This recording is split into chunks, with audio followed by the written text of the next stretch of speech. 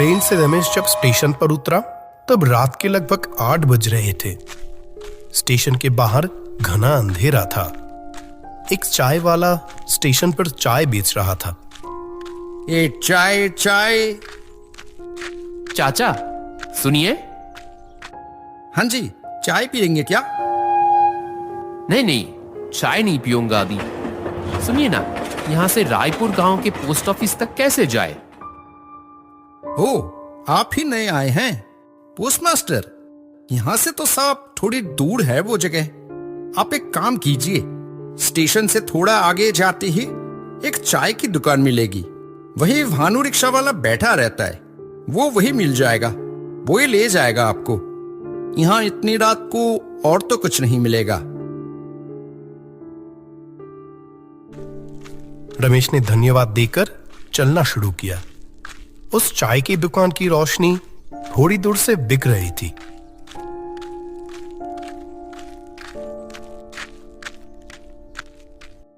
यहाँ भानु है? हाँ साहब, बोलिए, मैं ही भानु हूं। मैं रायपुर पोस्ट ऑफिस का नया पोस्टमास्टर। प्रवीण जी ने उनके घर में मेरे रहने का इंतजाम किया था। ओ, आप नए पोस्टमास्टर? समझ गया कौन सी घर की बात कर रहे हैं। चलिए, मैं ले चलता हूं आपको। साहब, इतनी दूर से आए हैं, थोड़े चाय पीकर जाइए। नहीं तो जानता नहीं, एक तो इतनी रात हो गई है। साहब चलिए, आप किसी और दिन आइएगा।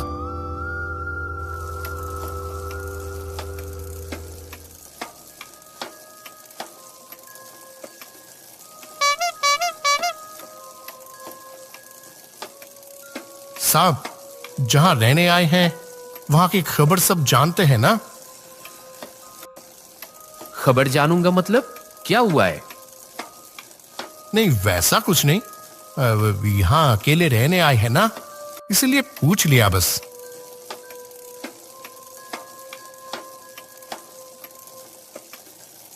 लीजिए साहब, आ गए। वो रहा राजू, वो आपको आपका कमरा दिखा देगा। रमेश जी, आइए आइए, चलिए घर चलिए। ये रहा आपका कमरा और बगल में वो रहा रसोई। काम वाली बाई आपका खाना बना कर गई है। आपको आने में तो देर हो गई। ठीक है, तो आप आराम कीजिए, मैं चलता हूं। ओ हाँ, कमरे के उस तरफ वाली खिड़की मत खोलना। क्यों भाई, क्यों नहीं खोलूंगा? नहीं नहीं नहीं, बस ऐसे ही। वहां सिर्फ ताड़ का पेड़ है और एक गंदा सा तालाब है, बस इसीलिए मैं चलता हूं।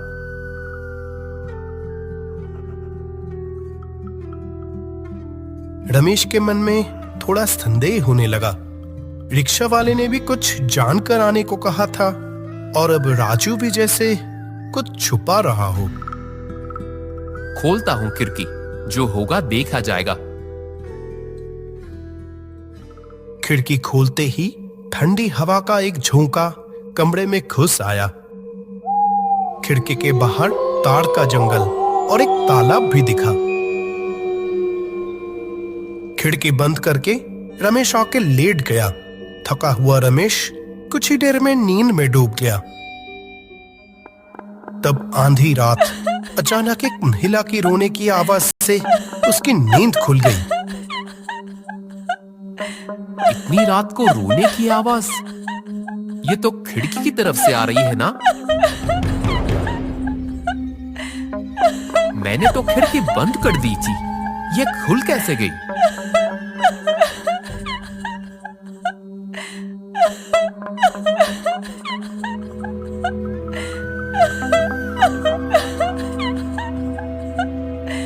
कौन? रुकिए, इतनी रात को उधर कहां जा रही है? कोई जवाब नहीं आया। रमेश कमरे से निकलकर उस औरत के पीछे गया। अरे सुनिए, उधर कहां जा रही है?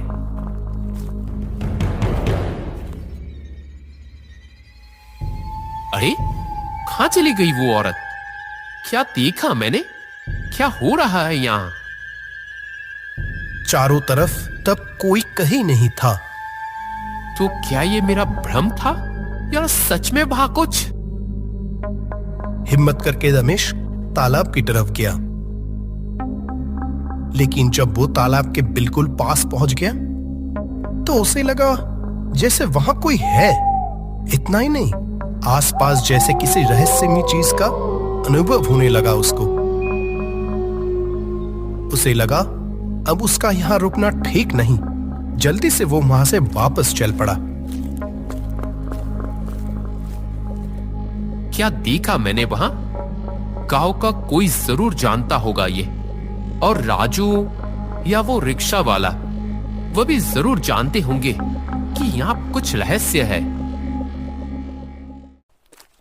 अगली सुबह गांव के आसपास घूमने निकला था रमेश। तब देखा राजू एक तालाब के पास बैठकर मछली पकड़ रहा है। राजू, अरे रमेश बाबू, आइए आइए, बैठिए, यहां बैठिए। तो कल रात कोई तकलीफ तो नहीं हुई? तुम्हें एक बात कहनी थी।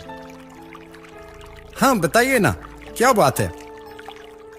उस पीछे वाले तालाब में क्या रहस्य छुपा है, बताओ मुझे। आपने वो खिड़की खोल दी थी साहब, आपको तो मना किया था। हाँ, खोली थी।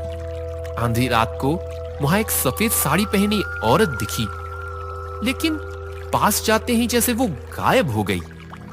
आपने क्या कर दिया साहब? अब वो आपको नहीं छोड़ेगी।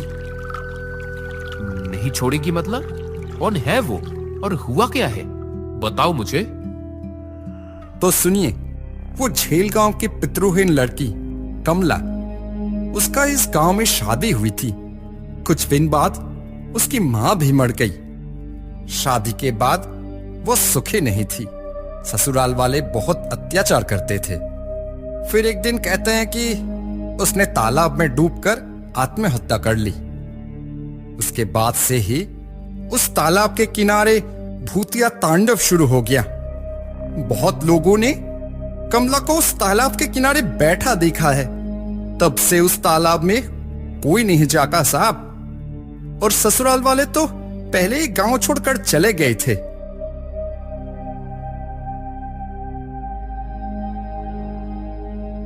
ये सब तो ठीक है, लेकिन कमला की तालाब में डूबकर मौत क्या सच में आत्महत्या थी या खून?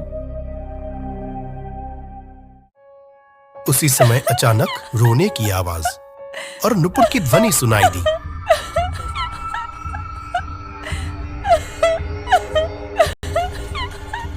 पिछले दिन की तरह खिड़की से रमेश ने उस साड़ी पहनी हुई औरत को देखा।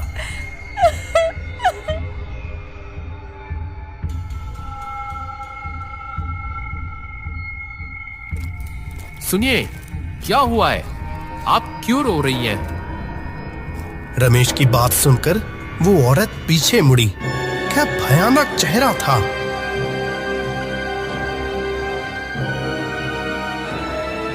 तू फिर से आया? मरना चाहता है? मैंने आपकी बात सुनी। आपने यहां डूबकर आत्महत्या की थी। आत्महत्या? मेरे पति के घर वालों ने मुझे यहाँ डुबोकर मार डाला है, सिर्फ इसीलिए कि मेरी माँ उन्हें दहेज नहीं दे पाए थे। मेरी आत्मा आज भी मुक्त नहीं हुई है। जब तक उन्हें सजा नहीं मिलेगी, मुझे मुक्ति नहीं मिलेगी, नहीं मिलेगी मुक्ति। मैं वादा करता हूं, उन लोगों की सजा दिलवाने का इंतजाम मैं करूंगा, और आपका अंतिम संस्कार का भी सारा इंतजाम करूंगा। उस औरत ने तब नम आंखों से रमेश की तरफ देखा। उसका वो भयानक चेहरा बदलकर जैसे शांत हो गया था बिल्कुल।